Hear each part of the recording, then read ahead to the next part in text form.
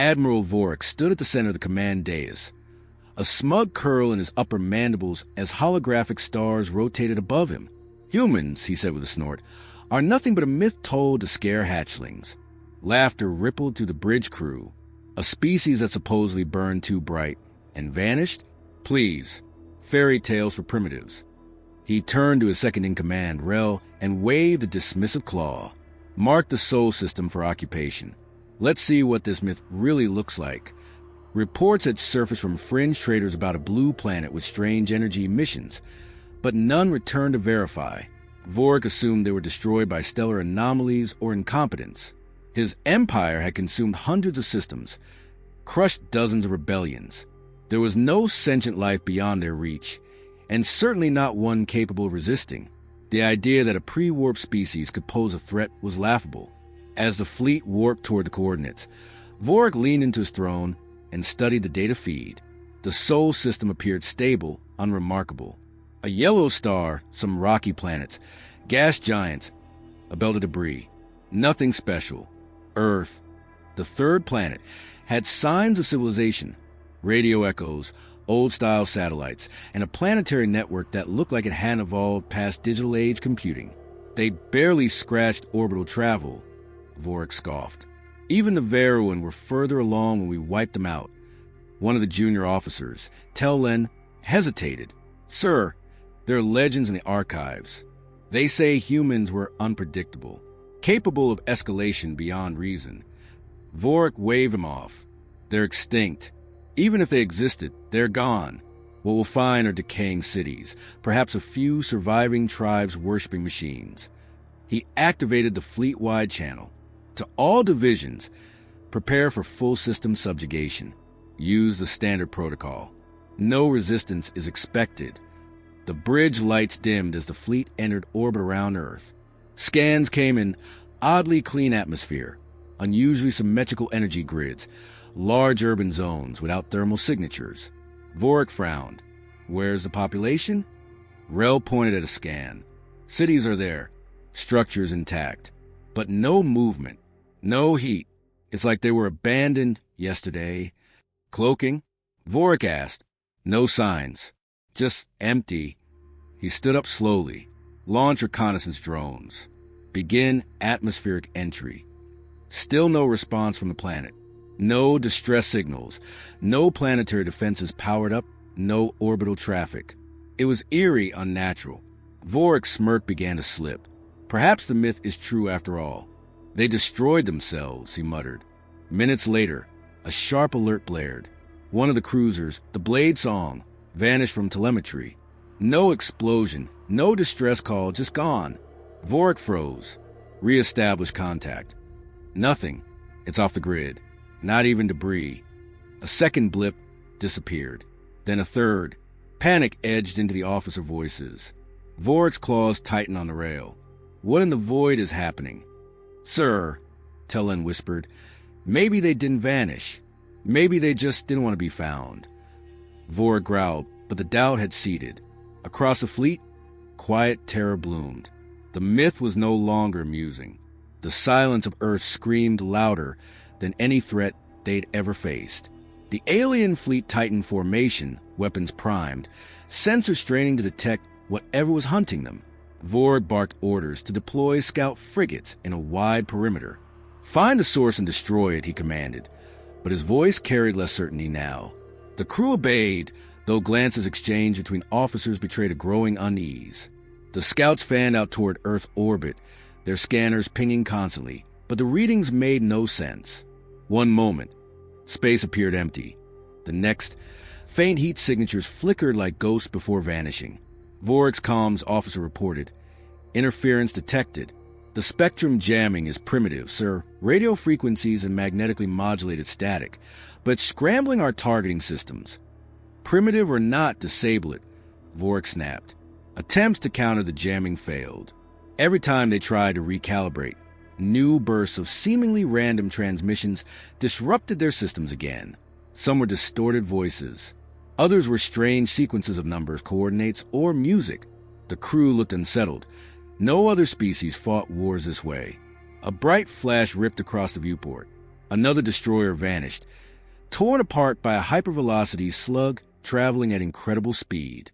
There had been no energy discharge to trace, no detectable projectile launch. Vorik realized it had been a kinetic strike, one that their shield hadn't even registered before impact. Railguns, Rel muttered, his tone grave. But railguns can't achieve that velocity at planetary scale. Vorik's mandibles clicked in agitation. Impossible. They'd need mass drivers the size of mountains. Scan again. Find their launch sites. Multiple officers worked frantically. No readings. No power signatures. Nothing on orbital scans. Then the fleet's communications collapsed entirely. Static roared through every channel as the ancient Earth transmissions grew louder. A grainy voice repeated in an old human language, "We see you." Flickers of movement appear in the darkness around the fleet. Shapes that looked like wreckage, orbital junk, dead satellites. But as the alien ships adjusted their positions, those shapes moved with purpose. Hidden among centuries of debris were weapons, camouflage rail platforms, automated turrets, and cold-launched missiles designed to blend in with the detritus of a supposedly primitive world. Another cruiser was struck. Panic spread as officers shouted over one another, trying to coordinate. Vorik stared at the tactical map. His fleet was being dismantled like prey. "This isn't possible," he whispered. "They were supposed to be extinct." Rel's eyes narrowed as realization sank in. "No, Admiral. They've been watching, preparing. They wanted us to believe the myth." The fleet that had mocked humanity now found itself blind, deaf, and bleeding in the shadows of a world that looked abandoned, yet fought back with precision and patience. The myth had teeth, and it had just begun to bite. The jamming ceased for a moment, replaced by a chilling transmission on every channel. A human voice, calm and steady, spoke in the alien tongue. "Welcome to Sol. You were warned." Before Vorik could react, the fleet's navigation systems failed. Engines misfired. Shields collapsed and weapons froze mid-cycle. On the edge of the tactical map, something massive emerged from behind Earth's shadow. A single human warship, dark and angular, its hull scarred but radiating silent menace. It looked ancient compared to Vorik's sleek vessels, yet every sensor reading screamed power far beyond anything the aliens possessed. "Target it." Vorik roared. "Fire everything." Dozens of plasma beams and antimatter torpedoes streaked toward the ship, only to bend away, detonating harmlessly in the void. A second later, the human vessel retaliated. Kinetic slugs, too fast for the eye to follow, tore through alien hulls. Ships ruptured silently in the vacuum, ripped apart as if made of paper. "Sir, our targeting systems are compromised," an officer cried. "They're overriding our fire control AI. It's like they know exactly how we think." Vorik turned to Rel, mandibles trembling. How? How can they do this?" Rel's gaze was locked on the human warship.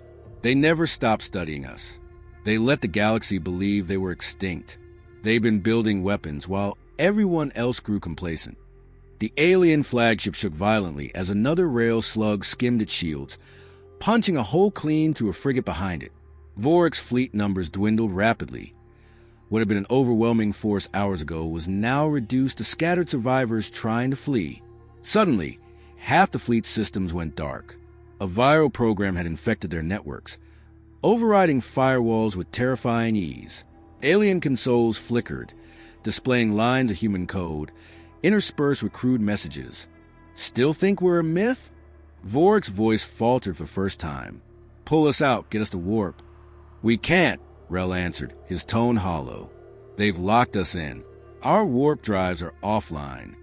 The human warship fired again, its railgun rounds slamming into the largest battleship in the formation. The vessel split in two, debris scattering like glittering dust across the void. Every alien officer on the bridge felt it then. True fear. This wasn't just superior technology. It was strategy, patience, and ruthless precision. Humans had lured them in, let them underestimate their defenses, and now dismantled them without hesitation. The myth had been a trap, crafted over centuries. Vorik realized too late that humanity had never vanished. They had simply been waiting for someone foolish enough to wake them. The human warship drifted closer, silent and unstoppable, its dark hull illuminated only by the glow of burning alien debris. Vorik stood frozen, mandibles clenched, as the transmission returned. The same calm human voice spoke again, almost amused. "You should have left us as a myth." Around the flagship, the remaining alien vessels powered down their weapons, broadcasting frantic surrender signals. None were acknowledged. Instead, drones detached from the human ship, swarming through the wreckage with mechanical precision.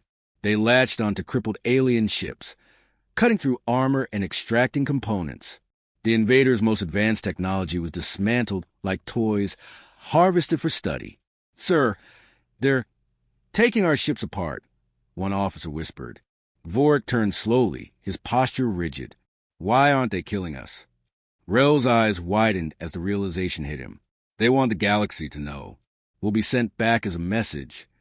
A final railgun round struck Vorik's flagship, severing its engines and leaving it adrift. Gravity failed. Officers floated helplessly as emergency lights bathed the bridge in red. The human voice returned, colder this time. "We are done hiding. Tell them humanity remembers." Through the viewport, Vorik watched as a human warship fired a massive kinetic slug into the debris field. The impact shattered what remained of the fleet, scattering fragments into void like a warning flare to anyone watching from afar. The drones finished their work, detaching from gutted alien vessels. Some ships were left intact but stripped of power, lifeless husks meant to drift home. Vorik finally understood why no one had returned from Sol. Humanity didn't just win battles. They erased threats completely, leaving only stories behind. A final transmission reached the flagship, a voice edged with grim humor. "Send our regards to your empire, and remind them we are not myths. We are the reason myths exist." Then, without ceremony, the human ship turned away, engines igniting with silent brilliance. It accelerated toward the dark side of Earth and vanished from sensors as if it had never been there. Vorik floated in silence, the weight of defeat crushing him more than the loss of gravity. The fear that once belonged to legends now lived in him. Somewhere deep down, he realized the galaxy would never laugh at humans again. As rescue signals blinked weakly across the void, Vorik whispered to himself, "They let us believe the lie so that the truth would kill us faster." The myth was dead. Humanity was not, and the galaxy had just remembered why it should have left Earth alone.